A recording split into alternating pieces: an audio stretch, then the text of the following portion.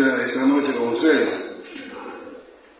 En general, yo ingresé a la Universidad de San Marcos en 1963 para hacer dos carreras simultáneas, educación y letras, en este caso historia. En estas disciplinas, y los profesores entonces eran muy conservadores. Para comenzar, decían que el historiador no puede tomar temas sino aquellos que han pasado 50 años atrás. O sea, si yo estaba en el 63, podía estudiar hasta 1913.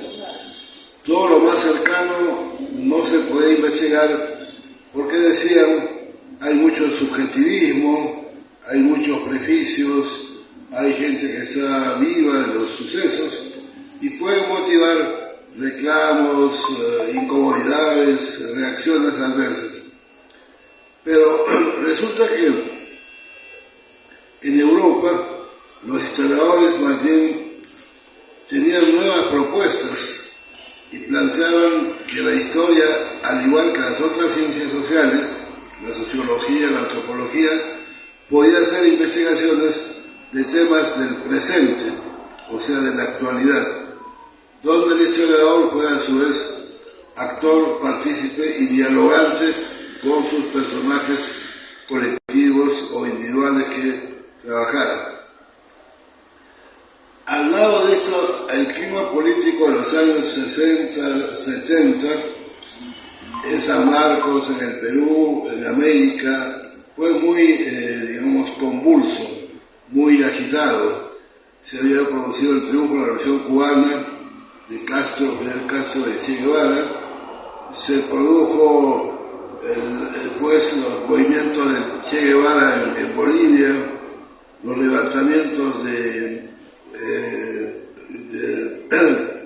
peruano del MIR, Luis de la Puente Uceda, y luego toda una serie de debates y confrontaciones ideológicas entre el mundo socialista de la Unión Soviética, los llamados revisionistas o los mencheviques, y el mundo de la China popular con Mao Zedong, lo cual demostraba que había todo un movimiento estudiantil que se asociaba más, creía más en el pensamiento de Mao Zedong, en razón de que el Perú tiene una gran población campesina que es la base social, digamos, del cual se cimienta la sociedad.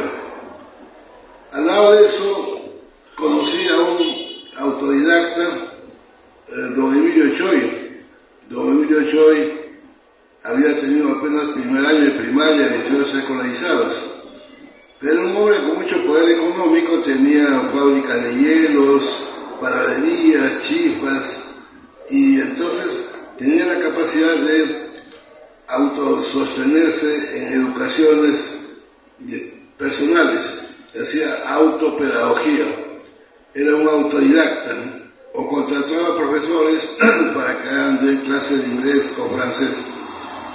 Este hombre además era un socialista, prácticamente continuaba el pensamiento de José Carlos Mariátegui.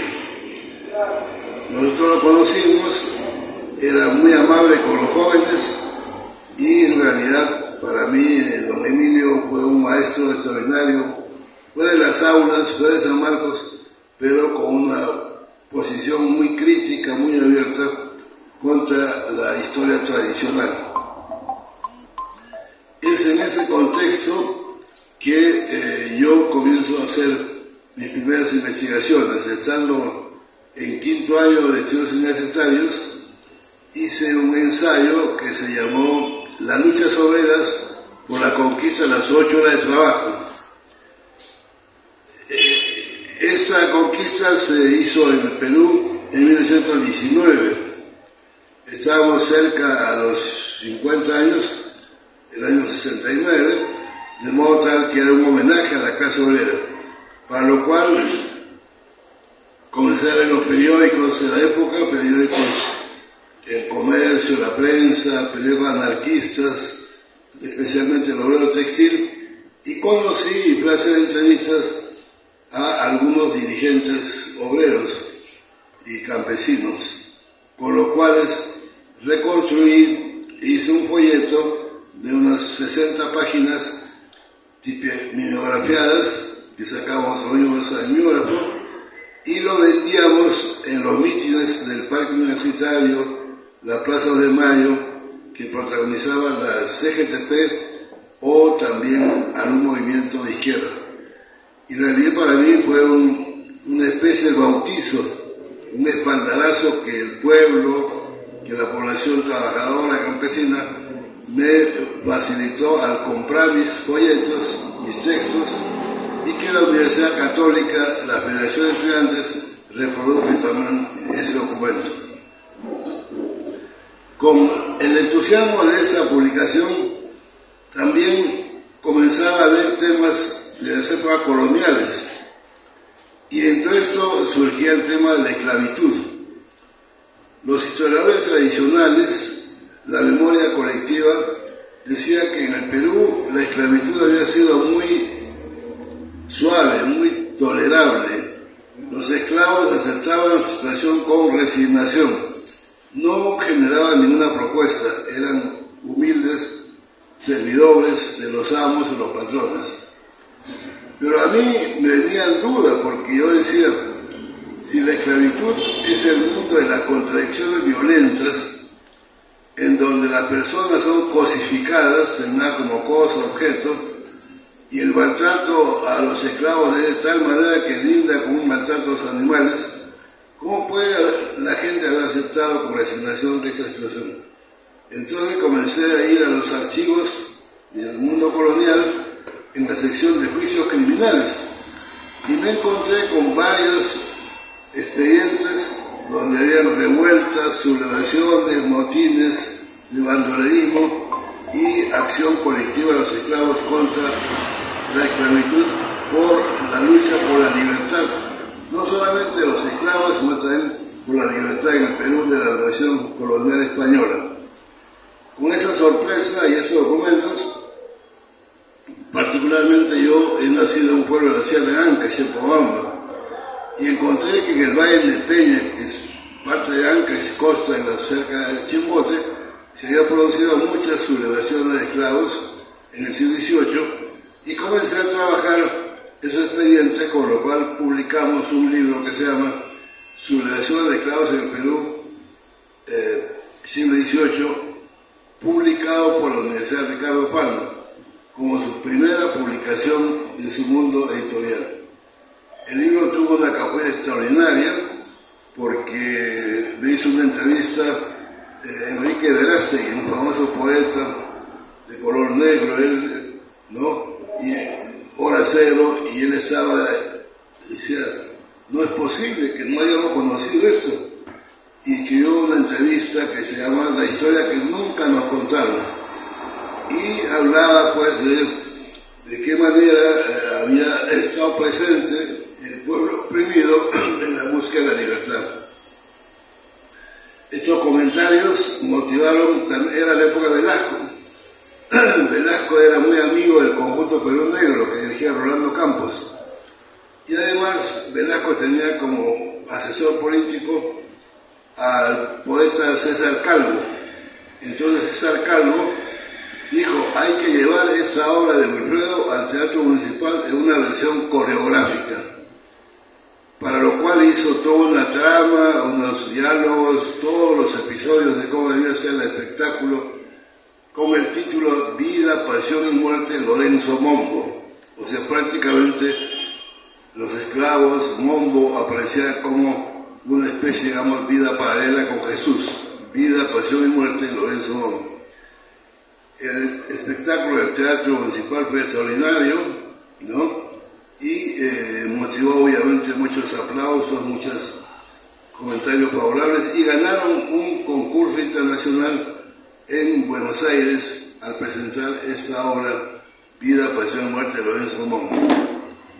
Este libro también me significó, satisfacciones muy gratas, porque un profesor francés, Ruggiero Romano, un peruanista, Universidad de École de Francia, de la Universidad Sorbonne de París, un curso, un seminario sobre esclavitud en América Latina. Y entonces dijo que venga Wilfredo a exponer su libro en mi curso, en mi cátedra de seminario de esclavitud. El gobierno francés me pagó el pasaje en avión ida y vuelta, una semana de viáticos, estadía, hice la conferencia en el curso de profesor, era un doctorado tercer ciclo, y realmente fue un hecho muy asombroso para mí, porque primera vez que salía por el Perú, primera vez que daba una conferencia internacional, y era mi estudiante de doctorado, todos preparaban tesis sobre el tema de la esclavitud.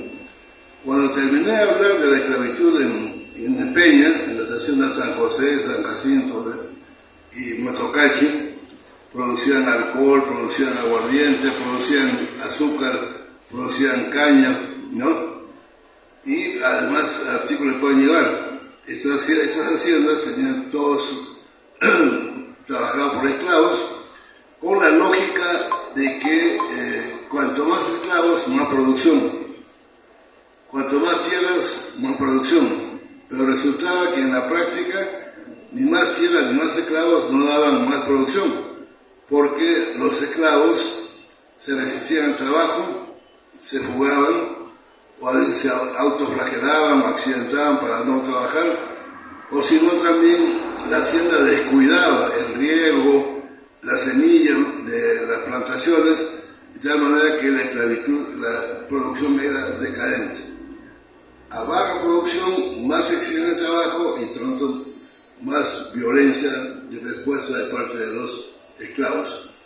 Este tema, cuando terminé de hablar, los alumnos de la escuela de Francia dijeron, uno de Cuba, dijo, nosotros en Cuba, el tema fundamental de la esclavitud es el tema de los palenques.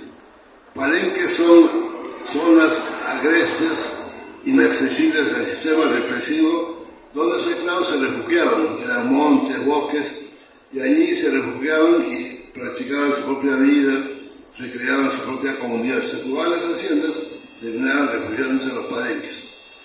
En otros casos, en Estados Unidos, dijo acá nosotros tenemos más bandolerismo, abigeato, más cuaterismo, ¿no? En el caso de Brasil, dijeron, aquí tenemos más los esclavos en el mundo urbano, y como tales, congregándose especialmente las cofradías. Los cofradías eran centros de atención de una virgen, un santo, o un personaje milagroso, que hacían que los esclavos se convirtieran en sus devotos, para hacer las misas, para, lavar la ropa del niño o de la virgen, no, hacer todos los ritos protocolares de los cultos que hacían a los cofrades, a sus santos escogidos. Ese hecho de que intervinieran profesores y estudiantes de distintas universidades me hizo ver la ventaja fundamental que tenía el método comparativo. O sea, en este caso, no era igual la esclavitud en Perú a la de Cuba, a la de Brasil, a la de Estados Unidos. Y yo dije, en algún momento ojalá pueda reescribir el libro para hacer una historia comparada de la esclavitud en Perú. No lo puede hacer, sin embargo, fue una experiencia realmente extraordinaria, ¿no? Y aparte, como una cosa anecdótica,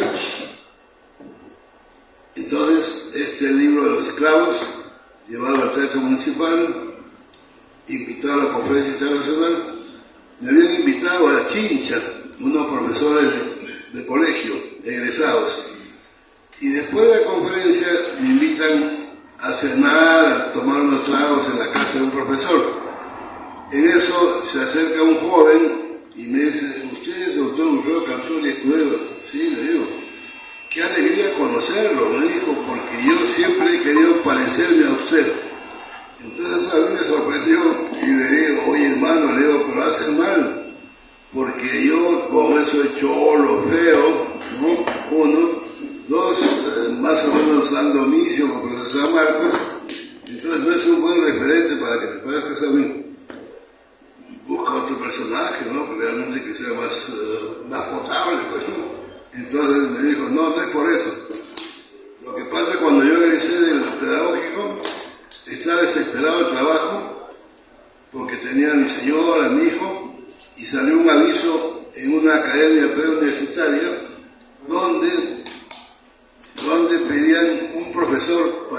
enseñe historia en la academia. Entonces llamaron al concurso, este joven fue, hizo una clase sobre la esclavitud del Perú y con esa clase ganó el trabajo.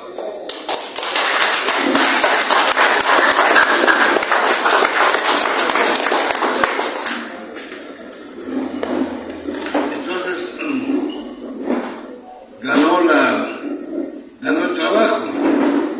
O sea, su libro, doctor, me ha dado una oportunidad de cubrir los frijoles de la casa y por tanto estoy sumamente agradecido porque gracias a ese libro conseguí el trabajo de ser profesor de esta academia de estudios preuniversitarios. Como ven ustedes, los libros pues tienen distintas motivaciones, el impacto en los lectores de distintos aspectos, y hay algunos historiadores franceses que hacen la biografía de los libros, ¿no? Que siempre son importantes para... El doctor Macera, que era mi profesor, me sugirió una tesis para hacer una tesis doctoral, pero me dijo que trabajara tributo indígena del siglo XVII en el Cusco. Y cuando fui al Archivo General de la Nación, los documentos del tributo indígena, primero eran manuscritos, segundo, boletas casi ilegibles, tercero, habían cifras y fechas de distinta naturaleza con las cuales no se podían hacer series. O sea, los sitios tributaban, por ejemplo, costales de papa, digamos, 2, 3 carneros o quintales de lana, distintos productos en distintas épocas, y no había forma de hacer tendencias, cuadros para ver cuánto por año, cuánto a los 5 años, etc. De modo tal que yo dije, mejor voy a estudiar otro tema, y por entonces conocí el Ministerio de Trabajo y Comunidades, tenía un archivo de comunidades indígenas, donde estaban todos los expedientes judiciales de los conflictos que sostenían los terratenientes contra las comunidades, o las comunidades contra los terratenientes, y también las huelgas y la vida de los propios colonos y peones de las haciendas. Con esa información inmensa, concentré mi estudio en la zona Cerro de Pasco. Cerro de Pasco porque ahí está la compañía minera Cerro de Pasco. Era la compañía que más agredía a la tierra de los campesinos de la zona. Y además, porque en esa zona había mucha resistencia de los trabajadores campesinos para luchar buscando el respeto de las propiedades que ellos tenían. De modo tal que me dediqué a estudiar desde 1879, desde la guerra con Chile, hasta 1970, casi 100 años de lucha campesina en Cerro de Pasco, y porque además en esa zona había trabajado políticamente Genaro Ledesma Izquieta, famoso socialista, camarada, José, asesor de Manuel Escorza, ¿no? Y Manuel Escorza había publicado su novela Redoble por Rancas, que es una novela que da cuenta de toda la lucha campesina en la zona de Cerro de Pasco. Con esas informaciones hice mi tesis doctoral, ¿no? Y al sustentar la tesis, los miembros del jurado me observaron, me dijeron, Wilfredo, esta tesis no parece de historia, parece más de sociología, porque hay temas políticos de lucha por poder. Otros dijeron, parece más de antropología, porque están los campesinos y las costumbres indígenas. Entonces dije, no, es historia porque en primer lugar tiene una metodología del materialismo histórico, en segundo lugar, lo que utilizo la referencia de otras disciplinas es para entender mejor los temas del poder, de los partidos y los temas en general de la ideología y la cosmovisión andina.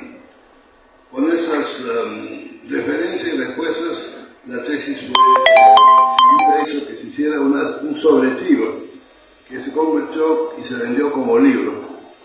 También ese libro en realidad lamentablemente no ha tenido una segunda edición, pero marcó un punto importante en mis investigaciones históricas. Inmediatamente después vino el estudio sobre movimiento campesino del Perú. Era época de agitaciones, de hubo blanco, de toma de tierras y una serie de recuperaciones agrarias que permitían hacer un balance de la lucha campesina en el Perú. Y después de hacer el estudio y publiqué el libro, lo hizo justamente Juan Salazar, un señor que vendía libros viejos, antiguos, que su biblioteca se llama Tuspalio, que está aquí al mismo Camaná, entre Camaná y Queirolo, había una librería Tuspalio, donde él vendía libros agotados. Él publicó mi libro, Movimiento Campesino en el Perú, que tuvo una rápida acogida, motivó muchos debates, no porque era la primera vez que se hacía un balance de la lucha campesina a nivel nacional. Para hacer este estudio, yo hice una periodificación, era una lectura coyuntural, en el sentido de cuáles son los momentos de más tensión, de más conflicto y más movimientos en el campo y la sociedad rural peruana. Y encontré que el primer movimiento muy importante fue inmediatamente después de la guerra con Chile, porque los hacendados querían tomar tierra de los campesinos para mejorar su situación, porque el Estado volvió a poner en la ley de la República, se va a hacer la ley, por el cual los indígenas debían trabajar en la conscripción vial posteriormente, pero en la época de la guerra con Chile, el impuesto a la República, que era trabajo obligatorio a favor del Estado, lo cual motivaba muchos abusos de los hacendados, de los comerciantes, y que motivó una sublevación muy grande de Atusparia, Pedro Pablo Atusparia en Ancash, que fue un movimiento grande, liderado por él y por otro líder obrero huichupero, Pedro Cochacín, ¿no? Y los dos hicieron un alzamiento que hizo tambalear al Estado peruano, porque ellos planteaban la restauración del Tahuantinsuyo y sobre todo Cochacín Huichupero era muy radical, él quería el exterminio de todos los blancos, los mistis, ¿no? Y que solamente debía ser poblada por los indígenas y campesinos. Atusparia fue más moderado, más respetuoso, ¿no? Y sin embargo la revolución fracasó. Pero fue el primer movimiento, la primera época, hasta más o menos 1905 o 7. Después vino la etapa de la presencia anarquista. Los anarquistas, con los hermanos Delfín Lévano, Caracciono Lévano, ¿no? Publicaban revistas como la revista Los Parias, El Hambriento y particularmente El Obrero Textil. En esas revistas, periódicos, publicaban las denuncias, los atropellos que tenían los campesinos de todo el Perú. Ellos salían a luchar a favor de la ciudadanía y la dignidad de los indígenas. Y se creó la Asociación Proindígena, que estaba liderado por intelectuales, Dora Mayer de Zulen, Joaquín Capello y Pedro Zulen. Los tres intelectuales crearon el Comité Central de la Asociación Proindígena con filiales en departamentos de todo el Perú, Cusco, Arequipa, Ayacucho, Cajamarca, incluso la selva. Fue un movimiento de agitación muy importante. Ellos sacaban boletín de proindígena y también muchos memoriales, cartas de denuncia, iban al Parlamento a dejar denuncias, iban a los periódicos a dar cuenta de los abusos, y entonces formó un movimiento muy activo a favor de la defensa y la ciudadanía indígena. Pero esta asociación fue ganada por líderes anarquistas que protagonizaban sobre todo los hermanos Lévano y que tomaban como referencia a Manuel González Prada. El anarquismo planteaba la libertad, la lucha contra las dictaduras, cuestionamiento de la religión como parte del cabonalismo, ¿no? Y estos anarquistas obreros consiguieron las 8 horas, pero también una cosa muy importante, en el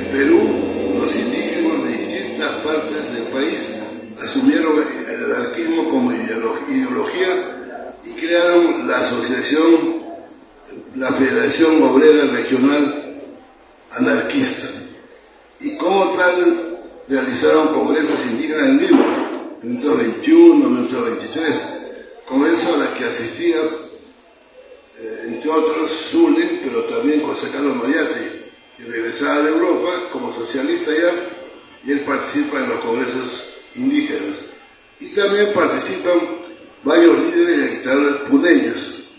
Puno y Cusco, Ayacucho, fueron referentes muy importantes en la búsqueda del restaurante Ontinsuyo, en búsqueda de la utopía andina, con líderes como Carlos Condorena, como Ezequiel Urbiola, ¿no? Y particularmente la figura de Urbiola aparece siendo una figura sumamente singular, un líder que adquiere rápidamente una presencia legítima muy grande. Resulta que con varios colegas estudiando Derecho en la Universidad de Arequipa, entre ellos Emilio Romero, que es un economista que hizo un libro importante sobre historia económica de Puno, decidieron hacer un homenaje al Día del Indio, un Día del Campesino, el 24 de junio, para lo cual iban a hacer una representación teatral sobre la vida de los pongos y los solcitos en las haciendas del sur del país. José María Arguedas después ha recogido un famoso cuento que se llama El sueño del pongo, que es un texto extraordinariamente importante en literatura, que vale la pena leerlo, tener el gran mensaje social como una utopía de la población indígena. Entonces, para hacer el papel de mitayo, de pongo, de sirviente, les dieron a Ezequiel Urbiola, estudiante de Derecho. Urbiola era de origen mestizo. Para hacer el papel de pongo, él tomó el poncho, la hojota, el sombrero y toda la vestimenta de los pongos de Hacienda. Y asistió al espectáculo teatral donde fue flagelado, maltratado, en fin, dejado como era de época. Cuando terminó la representación teatral, él dijo: yo de aquí en adelante me convierto en un luchador, líder, íntegramente dado mi vida a la defensa de los mitayos, los campesinos pongos. Nunca más me cambiaré de esta forma de vestido, de misti, sino simplemente de pongo de Hacienda. Y rápidamente asumió el anarquismo primero, y su lema era: abajo el chancho burgués, ¿no? Que mueran todos los chanchos burgueses. Después conoció a Zulen, conoció a Mariátegui, terminó siendo socialista. Lamentablemente Zulen y también Urbiola murieron tuberculosos, porque en esa época no había todavía medicina para esta enfermedad, y al entierro de Zulen fue pocos intelectuales. En cambio la de Urbiola fue muchísima gente, muchos indígenas, trabajadores, incluso algunos se habían fugado de la cárcel del Frontón para ir solamente al sepelio, y se dice que la policía venía detrás de ellos, y entonces prácticamente no se sabe cómo se llegó a enterrar a Urbiola, porque la policía estaba detrás con la represión a los manifestantes que luchaban a favor del entierro del líder Ezequiel Urbiola. Fue una época sumamente importante en la que además los propios campesinos lanzaron como candidato a presidencia del Perú a un líder Condorena para que fuera el representante del Perú como un país socialista. Bien, después de esas etapas de la presencia anarquista, la presencia, digamos, utópica, vino una etapa más bien ya de la presencia del movimiento aprista. Los apristas lucharon sobre todo por la sindicalización, por los sindicatos, en las haciendas, que tuvieran salario, acceso a la educación, a la cultura, trabajaran 8 horas, ¿no?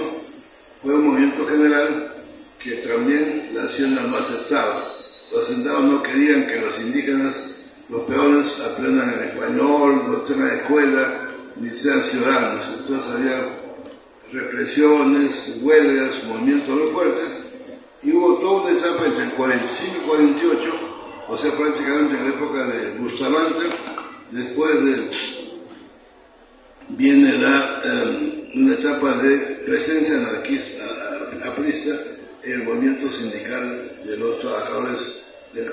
ciudades. Posteriormente ya a eso viene todo el movimiento socialista, ¿no?, que comienza con el liderazgo de Hugo Blanco. Hugo Blanco en la hacienda Convención Hilares, ¿no?, hizo movimiento de sindicalización campesino, participó en muchos levantamientos, ¿no?, y después escribió un libro que se llama Cusco, Tierra y Muerte, y también entrevistas de Hugo Neira, en las cuales se da cuenta de toda la agitación campesina en la zona de Cusco, Puno y Ayacucho. Y toda la zona de Cerro de Pasco, especialmente motivado por Raúl Ledesma, Scorza, también movimientos de carácter socialista, que terminaron finalmente con la consecución de la reforma agraria en el Perú. La reforma agraria que no duró mucho tiempo porque los campesinos no estaban organizados, no conocían la forma de la práctica, digamos, de la vida cooperativa. Entonces hubo conflictos entre ellos y rápidamente se ocurrieron contradicciones. La reforma agraria devino en un fracaso. Posteriormente ya no pude seguir estudiando el tema porque llegó el movimiento ya de Aymael Guzmán, o sea, prácticamente Sendero Luminoso comenzaba a actuar en el campo. Entonces, hacer investigaciones para ese tema tenía que llevarme a mí a hacer entrevistas a los líderes, tenía que hacer viajes al campo, y obviamente los de Sendero dirían: no, este es un pequeño burgués, un revisionista, como yo era profesor universitario, ¿no? Ellos siempre han sido muy radicales y no nos casan a los fanáticos. Me acuerdo cuando salió el libro Movimientos Campesinos, la presentación del libro se hizo en la Universidad de Ayacucho. Comenzó a las 7 de la noche, terminó a las 1 de la mañana. O sea, un debate lleno el auditorio. Y cuando comenzó la ceremonia, se paró un estudiante.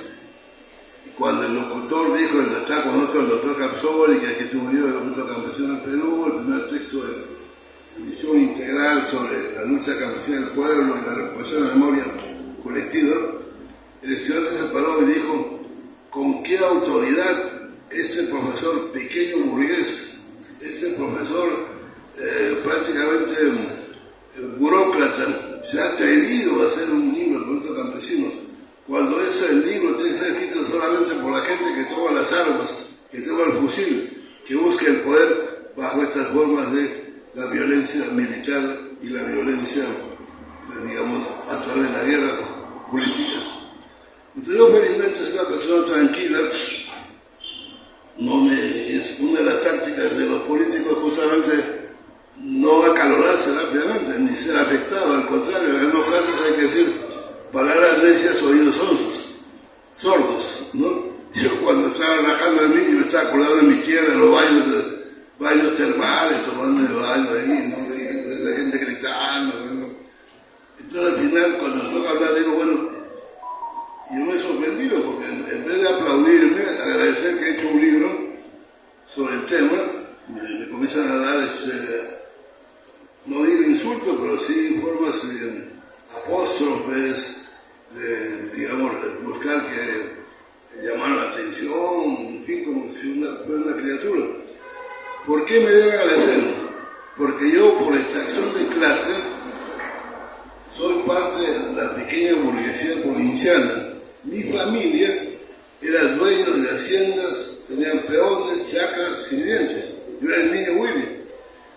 Entonces el niño Willy, que debía haber escrito un libro sobre a favor de los terratenientes, a favor de mi clase social, me provocó un desplazamiento ideológico gracias a San Marcos, el socialismo, y dije que voy a hacer la historia del movimiento campesino para recuperar la memoria del pueblo y los derechos populares.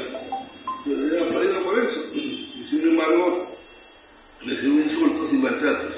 En todo caso, no, esto será una especie de boomerang. Espero que sea un boomerang, o sea, que los insultos vuelvan a ellos mismos, y si ustedes pueden hacer la historia a su manera, háganlo por favor. Yo no tendré problema en leer y comentar cuando lo publiquen, ¿no? Entonces ya no se pudo seguir investigando el tema, y gracias autor Nathan Bastel, un antropólogo famoso, que ha escrito un libro, La visión de los vencidos, que es un libro importante que muestra toda la acción de la conquista del Perú y la manera particular como la población nativa se enfrentó al mundo, digamos, a españoles, y la lucha que tuvieron las dinastías y las naciones andinas divididas a favor de Huaca y Atahualpa en luchas fratricidas que facilitaron la conquista del Perú. Este profesor médico Wilfredo investiga un movimiento nuevo en el campo y en la ciudad, el movimiento de las iglesias evangélicas, particularmente los pentecostales y también Ezequiel Atacusi, ¿no? Entonces, y dije, bueno, es posible que pueda hacer estas investigaciones. Continúa el tema movimiento campesinos, pero en este caso a nivel de ideologías y mentalidades. ¿Cómo dejan de ser católicos para convertirse en pentecostales o terminar siendo israelitas del nuevo pacto universal? Resulta que cuando fui a la primera vez, ellos no tienen documentos. Hay que ir a las iglesias a escuchar las charlas del pastor, conversar con la gente para poder informarse de qué se trata. Vi a una iglesia, el pastor tiene una capacidad de análisis muy buena, una cita bíblica, ¿no? Será más fácil que, digamos, un elefante, algo así, pase por la aguja, los ojos de la aguja, que un rico entra al reino de los cielos, algo así se la frase. Esa frase el pastor lo analiza palabra por palabra y se da una charla de 1 hora, 2 horas. O sea, una especie de filología con mensajes y gestos realmente importantes. Entonces yo cuando termina la conferencia le digo, pastor, le digo, mire, yo soy el profesor Capsoli, quisiera congregarme con ustedes para hacer la historia de su iglesia. Entonces miró, me dijo, profesor, nuestra historia está hecha, ¿no? Ustedes lean la Biblia, está el pasado. En la Biblia está el presente y en la Biblia está el futuro. Por tanto, no tiene ya razón ni que ustedes vengan a perder su tiempo acá con nosotros. O sea, un fundamentalismo total, ¿no? Bueno, dije, voy a otra iglesia otro domingo, igual, me presento. Wilfredo Capsoli, usted es San Marcos, comunista, usted es diablo en persona acá con nuestra iglesia, ¿no? Caray, entonces yo prácticamente estaba a punto después de renunciar, dije, ya no puedo estudiar este tema porque no me aceptan en mi iglesia. En uno de esos, en el parque universitario, nos cruzamos con un amigo, nos miramos largo rato cada uno, y me dice, ¿tú eres Wilfredo Capsoli? Sí, Leo. ¿Y tú eres Ernesto Chauca? Sí, me dice. Hermano, le digo yo.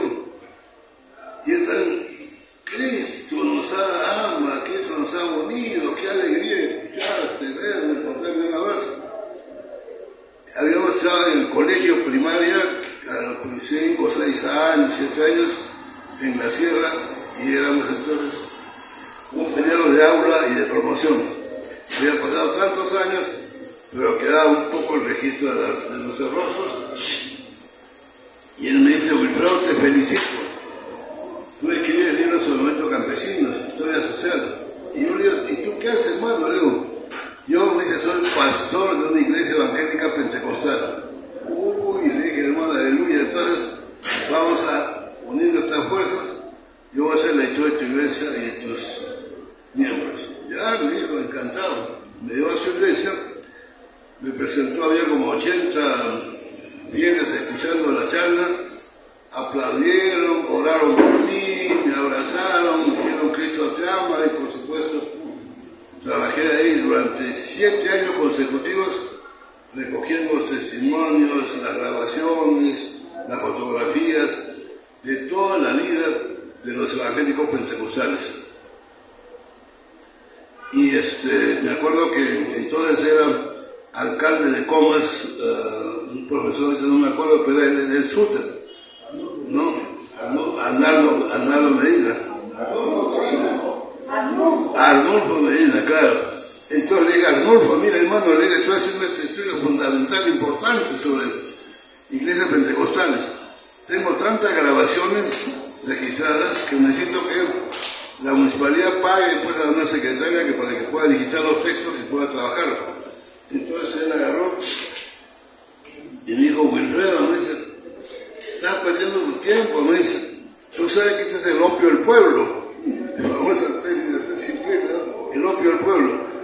No sirve para nada, déjalos. No me apoyó, ¿no? En cambio, Javier Díaz Canseco, que también es socialista, camarada, fue más abierto, más comprensivo, me dijo, perfecto, que te apoyen.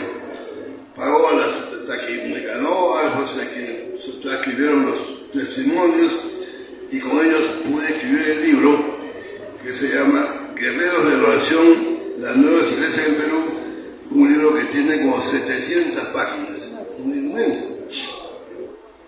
A la presentación del libro invité al padre Gutiérrez, Gustavo Gutiérrez, como saben, autor de Teología de la Liberación, al doctor Javier Mariate, hijo de psiquiatra, hijo de José Carlos Mariate de la Mauta, ¿no? Y dije, para ser democrático, también voy a invitar a un pastor evangélico pentecostal, para que la iglesia esté representado en la presentación del libro. Bueno, el doctor Mariate dijo, felicitó que es un texto importante, porque estas iglesias son una especie de refugio mental, escapismo de los problemas sociales, ¿no? Pero que es importante conocerlos. El padre Gutiérrez dijo, caramba, qué alegría que alguien haya estudiado este tema tan complicado. Aunque estoy en desacuerdo con el doctor Capsoli porque ellos decían, la oración puede todo. Orar significa al final conseguir la solución a cualquier problema, de salud, económico, de pareja, lo que sea, todo se soluciona con la oración. Yo decía, yo no creo, ¿no? Porque cuando mi mujer, el mártir del Súter, mi señora murió, profesora de colegio, en un mitin de acá al parque universitario, le cayó una bomba lacrimógena al pecho, parece que le destrozó los pulmones, le afectó a interiores. La pobre agonizó un mes y falleció. Durante un mes yo estuve rezando, orando, llamando a los médicos, esperando que ella te salvara. Y decía, bueno, no es así, la oración no soluciona todo. Bueno, y al final tocó hablar al pastor pentecostal. Este se paró, agarró, tiró el libro así con fuerza, dijo, yo debo decir que este libro no nos representa. Este libro escrito de doctor Capsoli es poseído por el demonio y por tanto no va libro como este. Se agarró, se levantó y se fue. A mí me habían dado 20 libros, creo, para la presentación, para repartir a la prensa, a los comentaristas. El tiraje del libro era de 1000 ejemplares, o sea que eran 980 ejemplares que al día siguiente la iglesia ha ido. En un solo cheque se compraron toditito el tiraje para que no circulara, una especie de moderno Torquemada, ¿no? Llevaron los libros, nunca circuló. Se salvaron 20 felizmente, de los cuales hay algunos que están en el extranjero. Hace poco mi hija que vive en Nueva York me invitó a una semana por allá y yo andando por las calles veo un edificio que se llama Biblioteca Pública en Nueva York. Entonces le digo a mi hija, mamita, vamos a ir al cuarto piso los investigadores, a ver cómo trabajan los intelectuales en esta biblioteca. Y era un piso extraordinario, totalmente iluminado, cada persona, cada intelectual con su pupitre personal, su luz propia, su grabadora, sus diccionarios, sus libros, sus apuntes, sus fichas, todas las comunidades, porque hay gente dedicada, tiene apoyo, digamos, del gobierno o de las fundaciones para que investiguen. Yo decía, caramba, qué envidia, ¿no? ¿Cuánto no quisiera tener esas condiciones para poder investigar, escribir? Y entonces le digo, mamita, le digo, por favor, da un favor, fíjate a ver en la computadora si está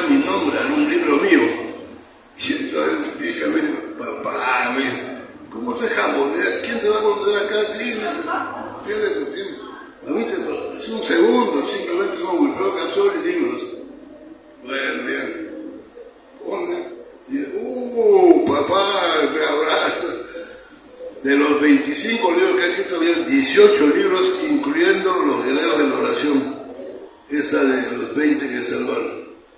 Entonces, a mí, para que vean, ver para creer, pedimos el libro, nos tomamos una foto para que vean que efectivamente existía mi nombre, existía el libro, y existía la historia. Bueno, como ustedes ven, pues estos son parte de mis trabajos, de mis investigaciones. Últimamente la Ricardo Palma estaba haciendo trabajos de homenaje al bicentenario, ¿no? He hecho algunos libros sobre las guerrillas, libros de Montonera y guerrillas, que han escrito autores como Raúl Rivera Serna, ¿no? Y Gustavo Montoya, ¿no? Y actualmente estoy preparando un libro sobre Bolívar en el Perú, para ver todos los lugares que recorrió, la manera como recogió y reconoció a la gente peruana, y también las críticas y los comentarios adversos a los próceres de la independencia, en este caso Bolívar y San Martín. Bueno, esa es la charla mía, les agradezco por la atención, sin embargo puedo contestarles